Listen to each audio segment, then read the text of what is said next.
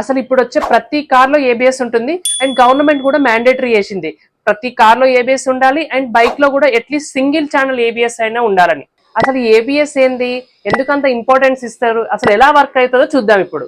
Simple గా చెప్పాలంటే మనం ఫాస్ట్ గా నడుస్తున్నప్పుడు ఫ్లోర్ స్లిప్పరీగా ఉంటే మనం కింద జారి పడతాం, ఎందుకంటే ఫ్రిక్షన్ మిస్ అవుతుంది కాబట్టి.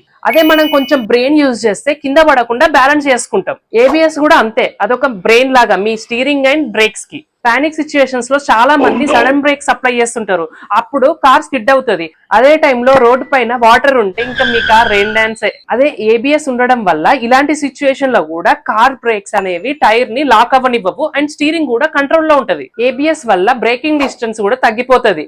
ఎలా అంటే మంచి డ్రైవర్స్ ఒకేసారి బ్రేక్ అప్లై చేయరు, ఒకసారి అప్లై చేసి రిలీజ్ చేస్తారు అండ్ సెకండ్ టైం అప్లై చేసినప్పుడు డ్రాస్టిక్ గా కంట్రోల్ అవుతుంది. టాప్ డ్రైవర్స్ చేసే పనే మనకు ఏబిఎస్ చేసి పెడుతుంది. అదే మీ కార్ టూ డిఫరెంట్ సర్ఫేసెస్ మీద వెళ్తున్న